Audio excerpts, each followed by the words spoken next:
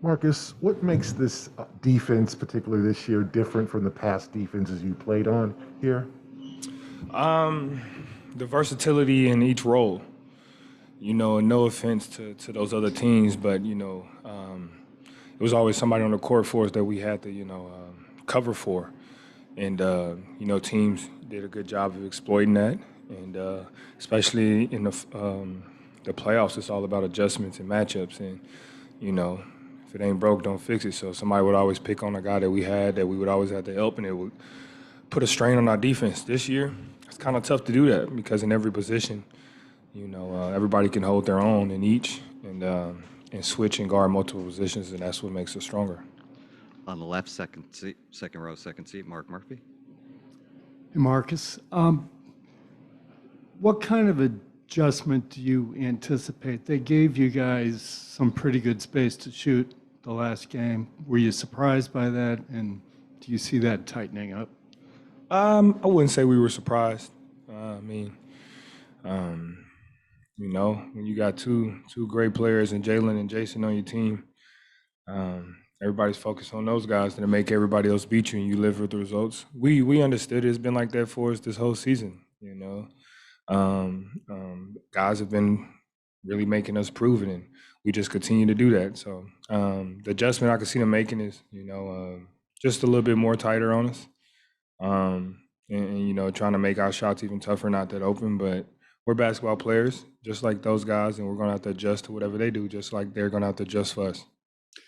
And the extra days in between, how much is that helping you with your leg? Oh, it's big. It's big time for me. With an ankle injury or any type of injury, the more time you can get off, the more rest is definitely good. So, just keep going. The trainers are doing a very good job of making sure, on those off days, we're doing everything we're supposed to, not overdoing it, but also, making sure we're getting the work in to continue the healing process. We're going to stay on the left, second row, Chris Mannix. Marcus, when you know that you're going to be the kind of lead point guard going into the season, what kind of adjustments, whether it was physical or mental, did you make to prepare for that role? And did the first 2 months of the year cause you to lose any confidence in your kind of ability to do that? No, it didn't make me lose any confidence. I was just more confident, to be honest. I know this might be hard to believe, but I was even more confident in those first 2 months, just for the simple fact because I knew everything was new. We were all changing and trying to adjust. And, once things start to click, for me, the ability that I bring to this game on that point guard position will be noticed tremendously. So for me, I was just excited to have the opportunity to show what I can do with the keys to the ship. It was a struggle trying to get adjustments, understanding my teammates weren't used to me playing that full role, new coaches, and just really, just trying to figure things out from a standpoint of where everybody belonged. We had a lot of guys that, deserved to be on the court. And, from a first-year coach in Ime, he had a struggle trying to figure that out, rightfully so. But we stuck with it. We trusted in our front office. We trusted in our coaching staff. We trusted in one another, and now we're here. Second row on the right. Hey, Marcus. So during the NBA Finals, how would you define your mentality on defense when you're on the court for 48 minutes? Just for me, I would probably describe it as, a line out on the prowl hunting, playing against a team, like I said, that's been here, knows what it takes. And they're the hunted. We're the hunters right now. We're trying to get to their level and get to where they're at. So for me, I'm just out. I'm stealthed. I'm waiting for my time to strike and my opportunity. Left side in the middle. Hey Marcus, Gary Payton obviously was there when you won the DPOI award. I guess what's it like? Kind of, I don't know if you saw him game one, but he was there and going up against his son. I know he didn't play, but going up against Gary Payton second. Yeah, it's an honor, man.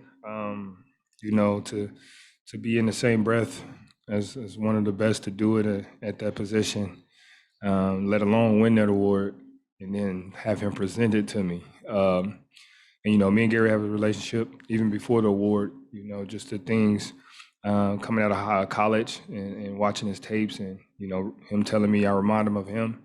And then to see his son, who's a spitting image, comes in and we all know what he can do on that end too. So it's special to be on the same court with that guy. And, I'm glad to see him back from his injury. And excited to get that opportunity to go up against him. Left side, first seat, first row. Tomer Zarla from Clutch Points. Marcus, you've been on a few of these playoff rodeos with this team. Obviously, there have been some playoff shortcomings for you, and in those moments, did you go through any moments where you questioned whether you were doing things the right way? Did you question yourself at all? And could you see this point kind of in that path? Um, I guess you can say I questioned myself.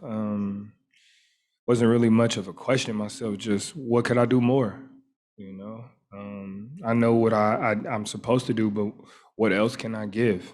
More than, did I do something right or was it the right thing to do? Is more just what can I do more of to help this team? And, for me, it was just getting that opportunity.